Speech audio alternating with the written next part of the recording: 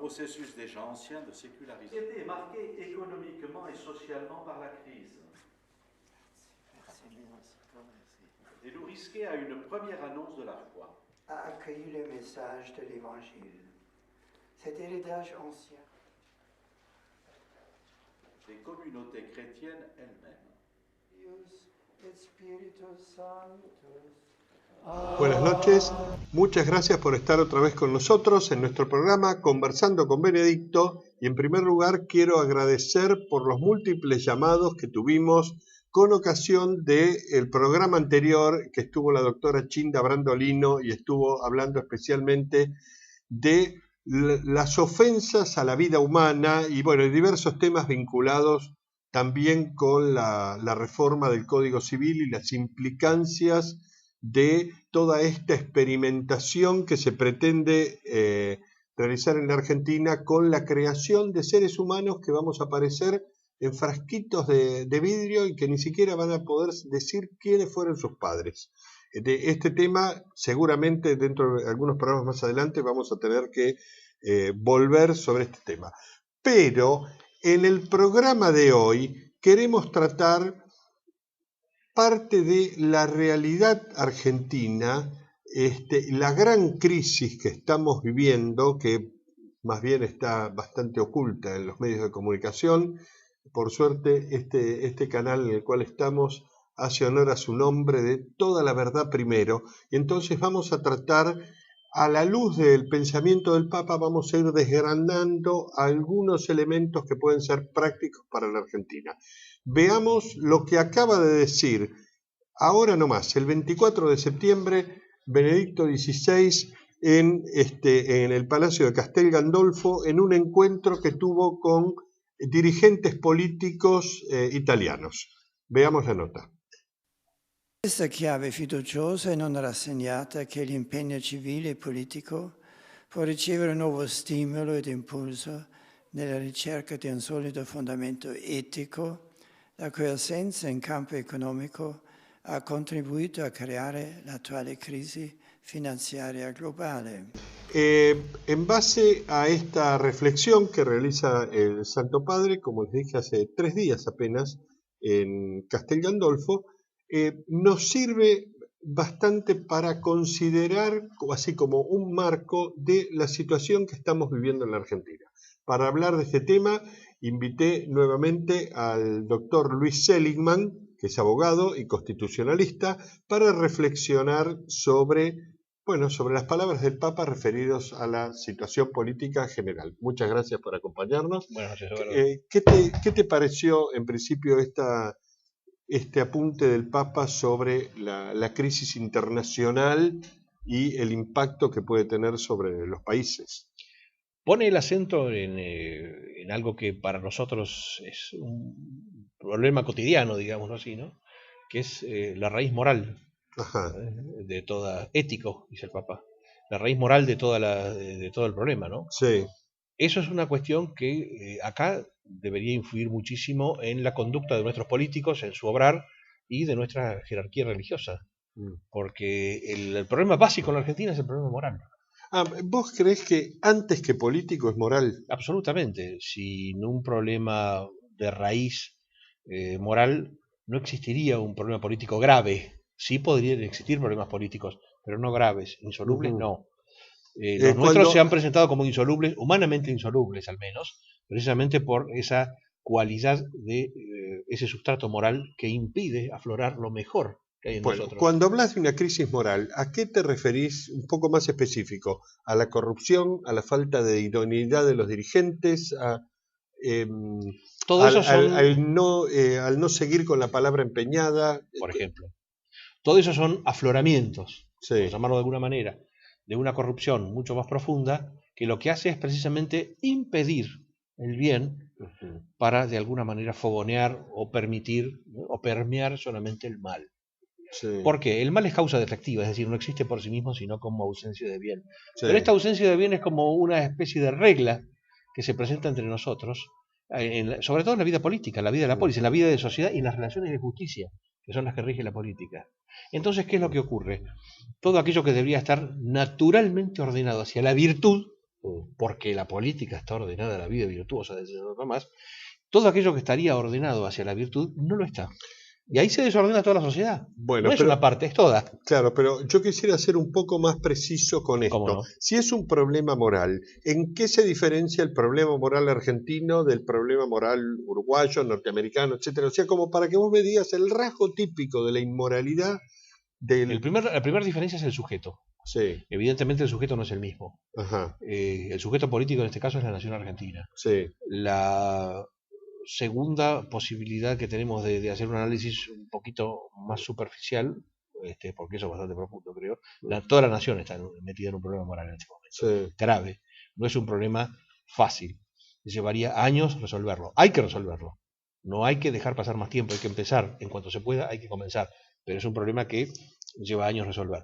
La segunda dimensión, un poquito más superficial, es la que aparece en la política, precisamente.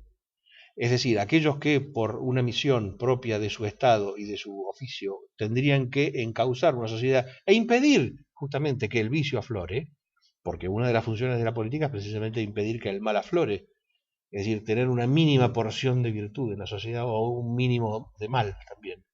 No da para mucho la política, no puede hacer demasiado una sociedad, pero sí puede dar un buen ejemplo. Eso es lo que hoy en día está totalmente corrompido, más que todo lo demás. ¿Por qué? Porque lo primero que se corrompe en una sociedad es lo primero que permea toda la podredumbre es la cabeza. Bueno, a ver, quiero profundizar un poquito en esto, porque, por ejemplo, recuerdo que en varias oportunidades cuando vivía el beato Juan Pablo II, y refiriéndose a la Argentina, hablaba de la corrupción y de la impunidad, Sí. ¿no? Así como dos elementos así concretos. Dos caras de una medalla, ¿sí? Claro. Eso, yo lo que quisiera es un poco precisar dónde está la inmoralidad, porque de la forma que vos decís, pareciera que entonces el camino de solución sería como una mayor presencia de la Iglesia en la Es vida. una de las mejores soluciones. ¿Qué es lo que mantiene, según sostiene San Agustín, en la ciudad de Dios? ¿Qué es lo que sostiene el Imperio Romano? Es la vida de la gracia, es decir, la religión católica.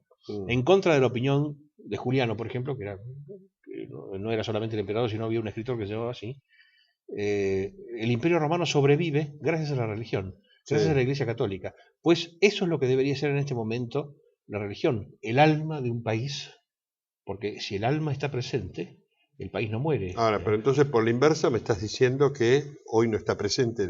Hoy no está presente como debería, penosamente debemos decir que no está presente como debería. Por eso la crisis moral no se le ve final, de momento no se le ve final. No la va a poder resolver ni la policía, en el aspecto de la seguridad individual o la seguridad jurídica, no la puede resolver en ese sentido ni la justicia ni la policía. Esto es una realidad. La puede resolver solamente una conciencia bien formada.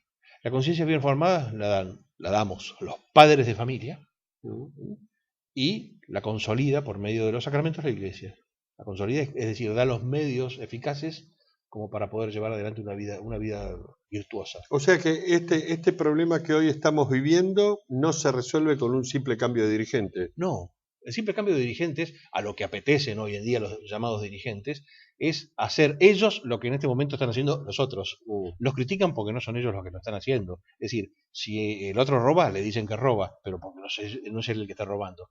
Toda la política nuestra, la política partidocrática que estamos viviendo, se reduce a eso, a un cambio de figurones. Sujetos. Pero entonces en el pueblo estamos en el horno con esto. En el pueblo estamos en el horno hace rato. Bueno. Hace rato, y estamos pagando todas las consecuencias. O no estamos pagando, por ejemplo, una deuda externa calamitosa, porque a 3 o 4 bandidos se les ocurrió no pedir prestado, sino endeudar a la nación. La Constitución dice que para endeudar a la nación hace falta el úcase del Congreso, un compromiso del Congreso. Nunca lo tuvieron. Doctor Seligman, Sí. Vayamos a los problemas que finalmente tienen que tener una voluntad política para resolverlos, pero el tema de la delincuencia, Sí. que es un tema que tiene preocupadísima buena parte de la población. Esto no es solamente un tema moral. Hay un problema moral subyacente que es el más grave de todos, y hay un problema urgente que es cómo impedirla. Sí. O sea, no hay un problema. Hay muchas facetas de un asunto que es polifacético por naturaleza. Sí. Es decir, yo mientras soluciono un problema de educación correcta, de educación, Sí. buena educación moral, que me va a reducir el nivel de delincuencia, y de malos ejemplos, lo que también me va a reducir el nivel de delincuencia, tengo simultáneamente que proporcionar los medios para impedirla en concreto. ¿Cómo impedimos la delincuencia? En concreto, ya lo he postulado en muchísimas oportunidades, inclusive en este programa que tan generosamente me has invitado. La autodefensa es la mejor solución. No hay una mejor solución que esa. Porque la policía es insuficiente. La policía llega para reconocer el cadáver. Seamos sensatos y realistas. Nunca llega para impedir un delito.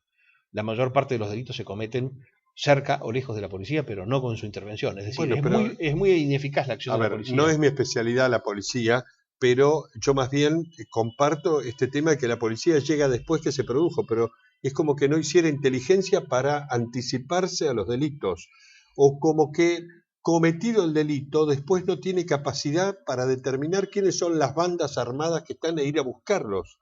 O tal vez sí, pero digamos hay imposibilidad. En los diarios no parece que haya redadas que... porque en este momento, ¿cuántos miles de delincuentes debe haber en el país? A juzgar por la cantidad de delitos que se cometen. Sí, muchísimos. Entonces no veo acción de represión y no veo acción de prevención. La mejor prevención es la certeza que puede llevar a su acto delictivo el delincuente de que probablemente lo maten. Esa es la mejor prevención que existe. Un amo de casa, llamamos en el modo antiguo, armado, que defiende su hogar, es la medida más segura que existe. En muchos lugares del mundo donde se ha fomentado la autodefensa, y la autodefensa armada directamente, el delito baja, pero considerablemente. Pero eso no de cifras del 85% al 31%. Cosas así, es un estado norteamericano en este momento. Pero no se corre el riesgo que por cuestiones menores la gente termine teniendo un arma en el bolsillo, viendo... En ese caso, si fuese así, que no lo es, pero que no lo es ni lo concedo, porque no ha sucedido nunca, si aún fuese así, habría que evaluar cuál es el riesgo peor. Porque tendríamos que ver cuál es la peor situación en la que puedo quedar, es decir, concediendo o no el derecho de tener armas y de autodefensa. En este momento los jueces nuestros, los jueces argentinos, están en contra de la autodefensa y condenan por esa aberración jurídica que se llama exceso de legítima defensa. Es una aberración jurídica eso. Algún otro día, si quieren, lo hablamos. Sí. Pero es una aberración desde cualquier punto de vista jurídico. No puede existir semejante cosa. Entonces, ¿qué objetivo persigue desarmar a la población? ¿Que los delincuentes puedan actuar más Primero, la respuesta ideológica, y la ideología y la política siempre se han llevado mal. Contrariamente a lo que opina mucha gente, que la política es cuestión de esta ideología, aquella, lo demás allá, la política, por ser la más realista de las artes, requiere precisamente un realismo absoluto, un despojo total de lo que es ideología. Esto tiene una participación ideológica muy importante en este desarme de la defensa. Y en segundo lugar, creo que hay un interés. No es inocente del todo esto, es decir, no es solamente ideología, hay un interés, hay alguien que está lucrando con esto, no sé de qué manera ni específicamente cómo, pero tengo toda la impresión de que alguien está lucrando con esto. Tal vez sea el propio gobierno que es el que lo tolera y el que lo fomenta. Sabemos que ha liberado presos para esto, lo sabemos positivamente, presos que estaban con condena firme, entendámonos, sí. Estaban cumpliendo su condena y el gobierno los ha sacado a la calle. ¿Cuál es el objeto? ¿Provocar un caos social? ¿Aumentar el caos social? El propósito no lo conozco los hechos. Es muy colindante con el tema de la seguridad interior. Está el tema de la seguridad exterior y de la defensa. Sí. ¿Cómo está el país? Hoy parece que estuviera desarmado. Está desarmado. Está desarmado. ¿Eso no hay tiene una capacidad de reversión? Hay capacidad de reversión porque hay el material humano y técnico apto como para revertirlo. Dios no permita nunca que tengamos que sufrirlo por una experiencia traumática, sí. Que tengamos que revertirlo en medio de un caos. O sea, hoy el país está indefenso. En este momento estamos indefensos. No tenemos fuerzas armadas capacitadas para defender el territorio nacional, por ejemplo, que es aquello para lo cual existen. ¿Pero no tenemos vecinos agresivos? Sí. Nunca lo sabés, hasta que lo tenés no lo sabés. La primera regla de la buena vecindad es no permitir que tu vecino ponga el pie en tu casa. Hace pocos meses atrás, un coronel boliviano, con todo respeto por la República de Bolivia, que le tengo, y por los bolivianos en particular, se tomó la libertad de asaltar una municipalidad en Salta, en la ciudad, en un pueblo en Salta. Ajá. No sé si hubo protestas diplomáticas o qué, pero acá entra todo el mundo como Juan por su casa. Digamos, esto no es lo correcto. Entró como oficial del ejército boliviano. En ese estado de indefensión nos encontramos. No sé si Eso es sin claro, ¿no? contar el problema en el sur con Islas Malvinas y Antártida. Sin contar todos los demás problemas que se suscitan a raíz de una política de aversión por todo lo que sea defensa. Ujú. ¿No es así? Porque esto es, como todos los marxistas ideológicos, primero tienen una gran aversión. Cuando toman el poder y logran constituir una fuerza armada marxista, entonces es poderosísima. Porque las Fuerzas Armadas rusas yo no creo que tengan, y la de la época de la Unión Soviética o las cubanas, no creo que tengan parangón en toda América, me parece a mí. Continuamos enseguida, hacemos una breve pausa y volvemos acá. Estamos en nuestro programa Conversando con Benedicto y ahora estamos acá con la presencia del doctor Luis Seligman y estamos repasando algunos de los principales problemas que se están viviendo en la Argentina y quiero detenerme en este hecho que aconteció hace pocos días en La Plata, en la ciudad de La Plata, en la capital de Buenos Aires, donde hubo una marcha, no sé, una marcha que acá estamos viendo en imágenes, una marcha, no sé, que es del orgullo gay, no sé, en parte contra la iglesia. ¿Vos lo viste esta marcha? ¿Estás anoticiado como para explicarle a la audiencia? Esto fue una serie de manifestantes que se desprendieron de las jornadas de mujeres autoconvocadas. Ajá. Que son las mujeres a desprendieron favor del aborto. No, todas no. Algunas autoconvocadas pretenden estar a favor del aborto y de la liberación sexual femenina en todos los órdenes. Y un desprendimiento, aparentemente, digo yo, se dirigía hacia la catedral de la ciudad de La Plata, uno de los edificios más bellos que tiene la República Argentina y posiblemente el mundo. Es una catedral neogótica de ladrillo, es una cosa espectacular, a pintarrajearla toda con sus leyendas lascivas y repugnantes. Y un grupo de Quijotes, diría yo, de valientes jóvenes y señores católicos, unos 30 personas, se pusieron delante en completo silencio. ¿Qué son estos que estamos viendo aquí? No sé si se logran ver, en algún momento se verán, supongo yo, en las imágenes, y con su sola presencia, por supuesto recibieron los escupitajos, los insultos. En jornadas anteriores, tanto en Tucumán, en Neuquén o en Paraná, ocurrieron episodios tremendos, como por ejemplo las mujeres desnudándose con los pechos al aire, cosas por el estilo, han ocurrido como para pretender que con eso insultaban o denigraban a los defensores de la iglesia. Estos jóvenes han permanecido en perfecto estado a perfectos pies firmes frente a la catedral, con lo cual nunca fue agredida. No ¿Fueron enviados por la jerarquía local? No, de ninguna manera. La jerarquía ni siquiera llamó a la policía. Ahí si en algunas la policía no intervino. La policía no interviene nunca en estos episodios. La policía está para protegerlos, como ustedes verán. Por eso yo te decía hace un instante, dudo mucho de la eficacia de la policía y sobre todo de su profesionalismo. Si su profesionalismo es servir al régimen, sí, bien. Hay veces algunos policías que están mirando ahí qué es lo que pasa y nada más. Este es el estado que estamos. Ahí tenés, por ejemplo, un ejemplo. Están conversando nomás. Sí. Ahora, cortan una ciudad por la mitad. La Plaza Moreno en la ciudad de La Plata, para los que no la conocen, es la plaza céntrica de la ciudad. No era mucha gente, por cierto, pero si cortás el tráfico en la Plaza Moreno, haces un lío en el centro de la ciudad de La Plata. Acá, en la ciudad de Buenos Aires, día por medio tenemos alguna manifestación que nos corta el tráfico y nos impide llegar a nuestros destinos en forma clara y precisa. Esto es lo que está ocurriendo en política en Argentina. La política parece ser, la democracia parece haber sido interpretada en el sentido de un libertinaje total y completo. Claro, justamente te quería llevar a un tema que está, como se decía antes, vinculado con las buenas costumbres. Pareciera que desde los medios de comunicación y desde el gobierno hay una promoción directa de todo lo que cuando uno era chico decías que degenerado. Claro, correcto. Una promoción de la homosexualidad, del lesbianismo.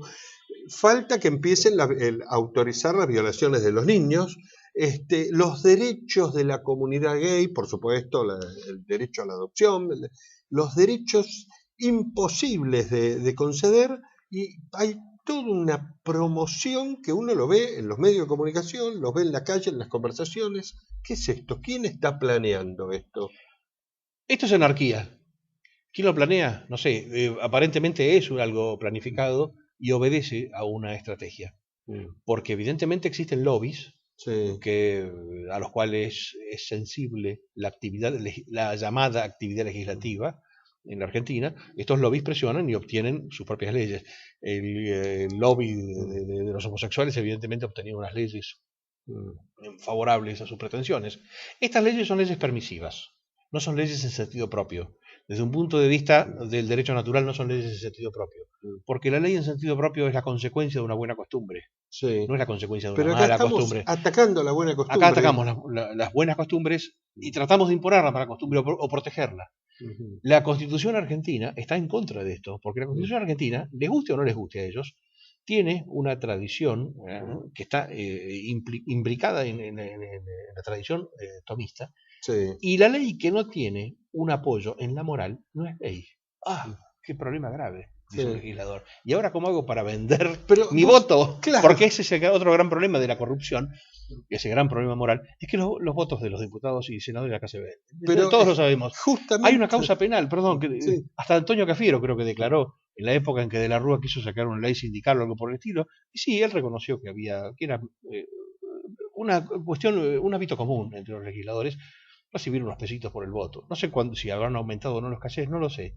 Sé que esto ocurre en forma permanente y sé que esta no es la forma que todos buscamos para que las instituciones sobrevivan. Con lo cual se ponen en crisis las instituciones, ojo. Pero yo estoy azorado con esta propuesta de reforma del Código Civil que va a legislar sobre la degeneración de la vida social. Y esto avalado por el presidente de la Corte Suprema de Justicia de la Nación, más los diputados, senadores, medios de comunicación. Vamos hacia una sociedad, no sé cómo llamarla, degenerada en el sentido del término, ¿no?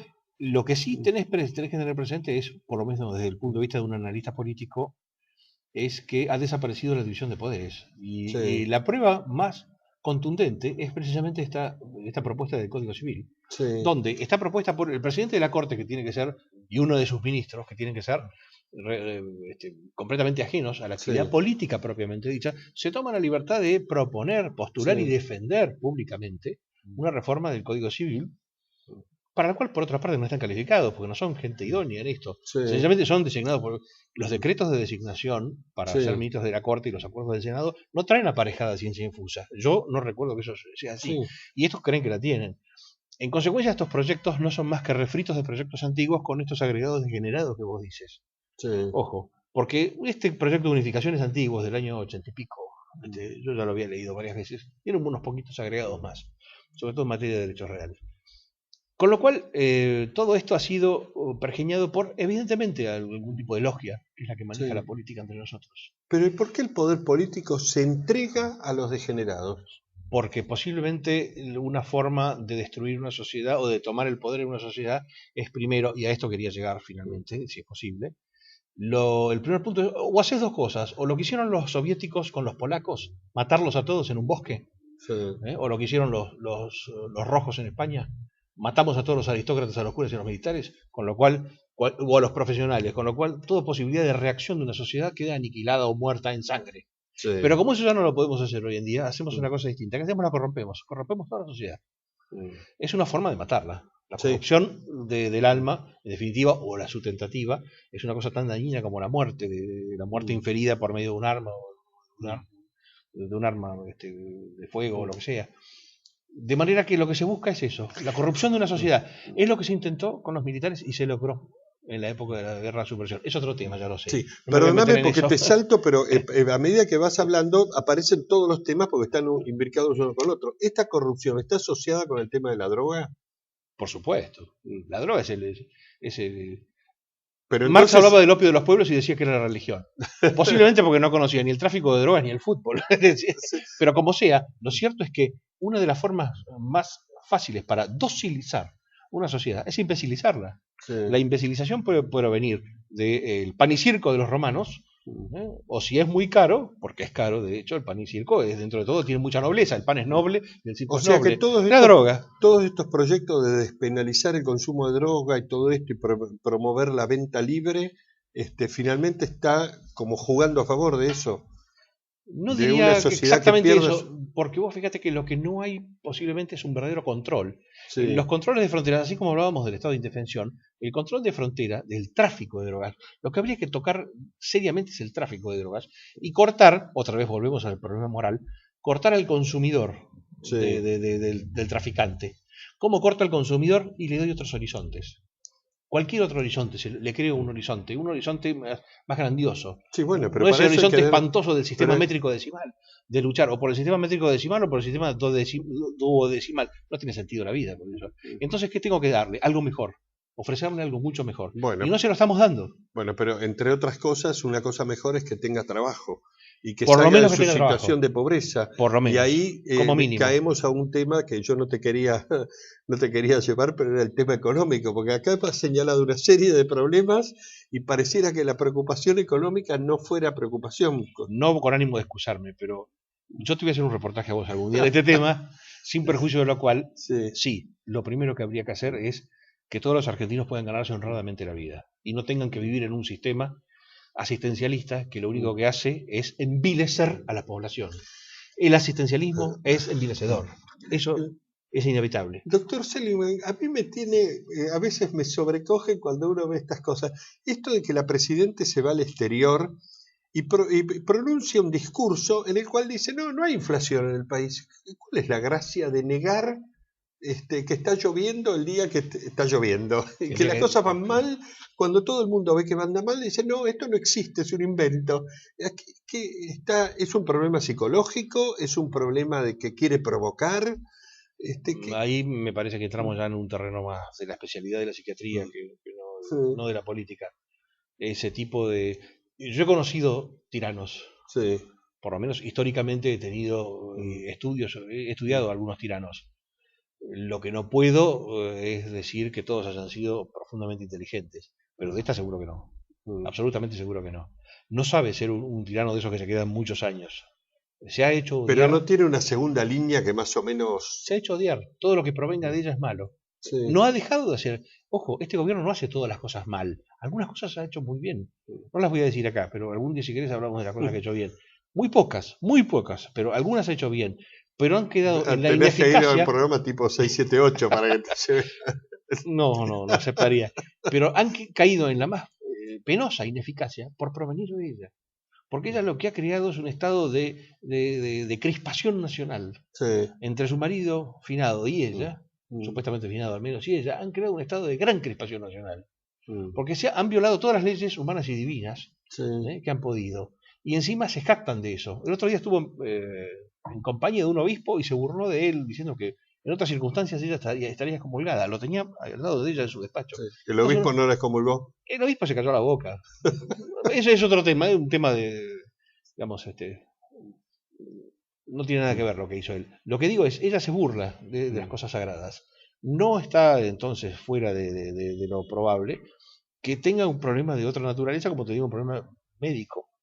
Ahora, bueno, un poco para ir redondeando sobre un tema del cual prometo que el tema económico lo vamos a tratar, y sobre todo el tema de la deuda externa, porque es un tema que no existe en el panorama y es la clave de bóveda para poder conocer qué es lo que está pasando. Es un medio de dominación también. Claro. Es otro medio más de dominación, muy poderoso, por cierto. Es un medio de obtener soberanía política a cambio desde luego. El tema de la deuda, ¿decís? El tema de la deuda. Ah, sí, por supuesto. Eso todo confluye, la droga, la deuda. Juan Pablo II tenía una frase de el mundo prisionero en una nueva forma de esclavitud a través de la deuda. Por supuesto. Pero yo quería un poco como para redondear, porque ya se nos fue el tiempo, respecto a un tema que no tocamos, que es el tema de la educación. Esa puede ser la vía de salida o uno de los pasos así que habría que tener en cuenta, pensando que algún día tengamos una dirigencia que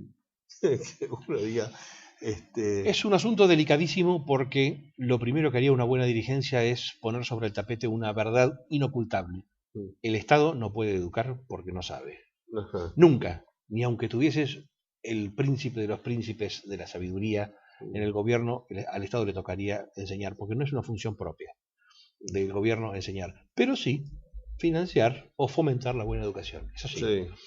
Ese es un principio para atacar el problema de la educación. Un problema de mis amores, me he dedicado al problema de educación durante muchos años, sin éxito. Acá no se puede hacer nada porque desgraciadamente no hay manera. Hace pocos Pero días... eso es un problema de largo plazo, no se resuelve. De larguísimo plazo.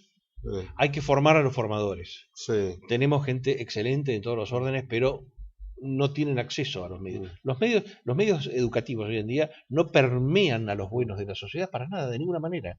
No hay grandes profesores, no existen más.